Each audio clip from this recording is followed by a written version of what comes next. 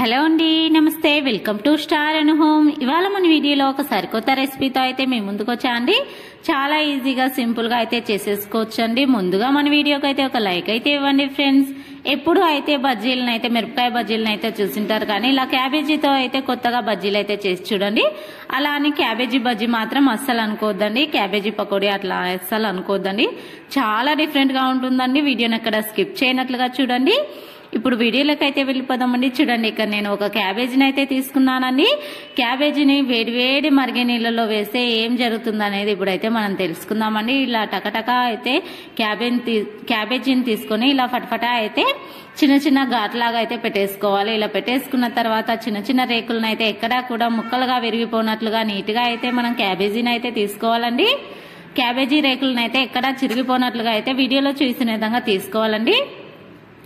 వీడియోలో చూసినట్లు గట్టిగా ఉండే పార్ట్, రేకులకైతే గట్టిగా ఉండే పార్ట్ అయితే ఉంటుంది కదండి, దాన్ని అయితే కట్ చేసి అయినా తీసుకోవచ్చండి. మీరు చూడండి, ఇలా బాగా స్టవ్ ఆన్ చేసి నీళ్ళనైతే 1 లీటర్ నీళ్ళనైతే పోసి మంచిగా అయితే మరగబెట్టుకోవాలండి. మరగబెట్టుకున్న తర్వాత మీకు ఎన్ని బజ్జీలు కావాలనుకుంటే అన్ని క్యాబేజీ రేకులను అయితే వేసేసేయాలండి. ఇలా క్యాబేజీ రేకులను అయితే మంచిగా అయితే ఒక 5-6 నిమిషాల పాటు మరిగించుకోవాలండి. వేసి తీయకూడదు. మనకి ఇవి మంచిగా ఉడికితేనే కదండి మంచి టేస్ట్ అయితే వస్తుంది. చూడండి, ఇలా ఉడికించుకున్న తర్వాత ఒక జాలగంటలేకైనా ఇలా ఏదైనా చిల్లులున్న గిన్నెలకైనా వేసేసుకోండి. చాలా జాగ్రత్తగా వేసుకోండి, చాలా వేడిగా ఉంటాయి కాబట్టి. ఇలా అన్ని కూడా ఒక జాలగిన్నెలో అయితే వేసేసుకోవాలి. ఇలా వేసుకొని ఇవి చల్లారి పెట్టుకోవాలి. వీటిని అయితే పక్కన ఉంచేసుకోవాలండి. ఇలా మనము ఎన్ని చేసుకుంటామో వాటన్నిటిని కూడా ఇదే విధంగా అయితే ఉడకపెట్టుకోవాలండి. చూడండి, మనకైతే ఉడికిపోయిన తర్వాత కలర్ అయితే ఈ విధంగా అయితే వస్తుందండి. ఇప్పుడైతే వీటిని పక్కన పెట్టేసుకోవాలి.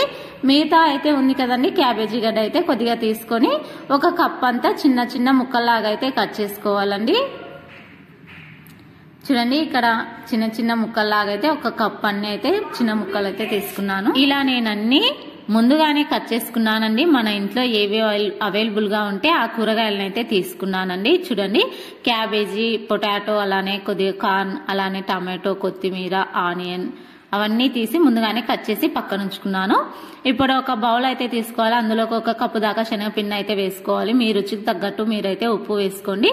అలానే కొద్దిగా మీకు ఏది అవైలబుల్ గా అంటే అది వేసుకోండి. జీలకర్ర అయినా వేసుకోవచ్చు, వామ్ అయినా వేసుకోవచ్చు. అలానే కొద్దిగా కుకింగ్ సోడా వేసుకొని అందులో కొద్దిగా కలర్ కోసం కొద్దిగా చిటికెడు పసుపు వేసుకొని మంచిగా అయితే వీడియోలో చూస్తున్న విధంగా అయితే కన్సిస్టెన్సీ వచ్చేసి ఈ విధంగా ఉండేటట్లు కలిపి మూత పెట్టేసి పక్కన ఉంచుకోవాలి. ఇప్పుడు ప్యాన్ పెట్టేసి స్టవ్ మంట సిమ్ లో ఉంచేసుకుని 2 టేబుల్ స్పూన్ దాకా ఆయిల్ వేసుకోవాలి.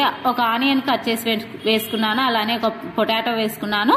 కొద్దిగా క్యాబేజీ తురుము, 3-4 పచ్చిమిర్చీలు, క్యారెట్, రుచికి సరిపడా ఉప్పు వేసుకొని కొద్దిగా పసుపు వేసుకొని అంతా ఒకసారి చక్కగా కలిసేటట్లుగా అయితే కలుపుకున్నాను.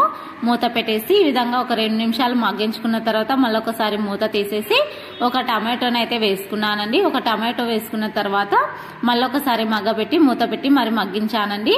అలానే మళ్ళీ ఒకసారి 1 పావు టేబుల్ స్పూన్ అంతా కారం వేసుకున్నానండి. చూడండి, ఇలా మూత పెట్టేసి మళ్ళీ మగ్గబెట్టుకోవాలండి. ఇలా మొత్తం అంతా కలిసేటట్లుగా అయితే కలుపుకోవాలి.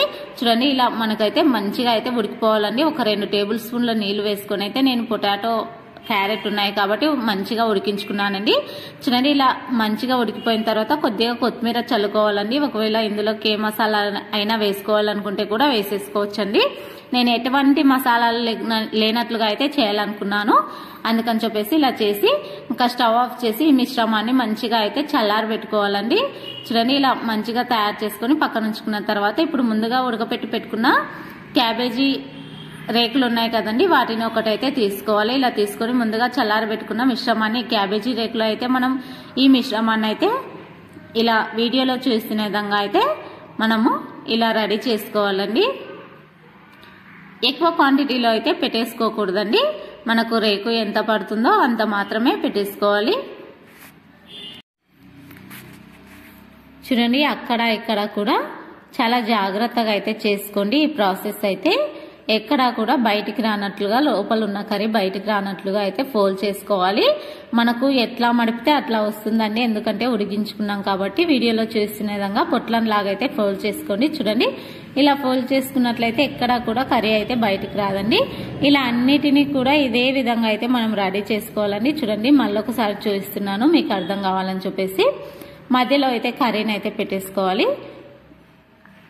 ఒక రేకుని అయితే పర్చేసి మధ్యలో కర్రీని అయితే పెట్టేసుకోవాలి.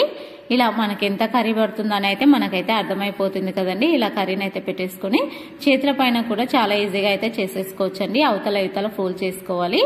చూడండి, ఇలా వీడియోలో చూస్తున్న విధంగా క్లోజ్ చేసేసుకోవాలి. అంతేనండి, చాలా ఈజీ అండ్ సింపుల్ అండి. చేసుకోవడం అయితే కొద్దిగా నిదానంగా చేసినట్లయితే మనకైతే ఈ ప్రాసెస్ చాలా ఈజీ అయితే అనిపిస్తుందండి. ముందుగా డీప్ ఫ్రైకి అయితే కొద్దిగా ఆయిల్ పెట్టి వేట్ చేసుకున్నానండి.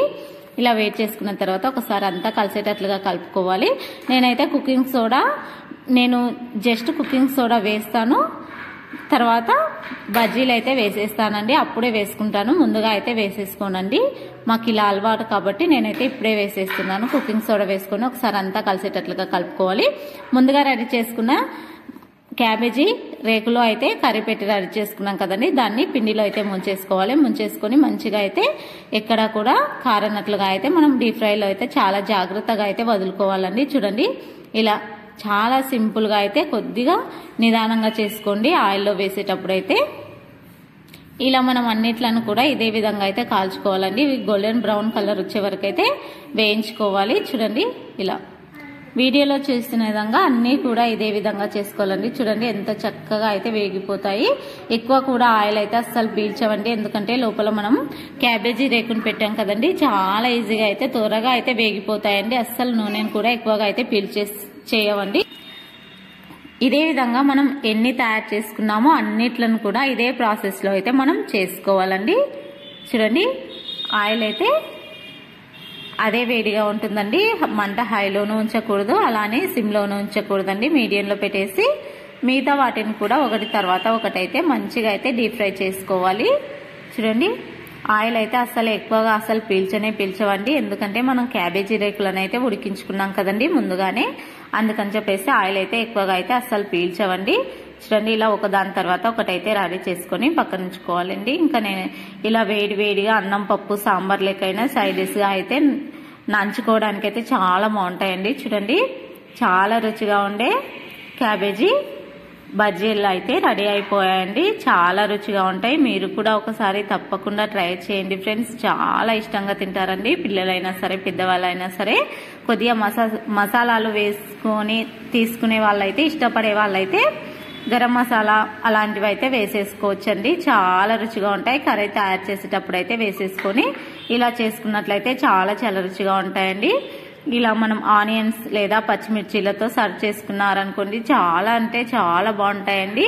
రోటీలకైనా సరే, అన్నంలోకైనా సరే చాలా రుచిగా ఉంటాయండి. సాయంత్రం పూట స్నాక్ లాగా కూడా మనం వీటిని అయితే తినొచ్చండి. ఎప్పుడైనా ఇంటికి బంధువులు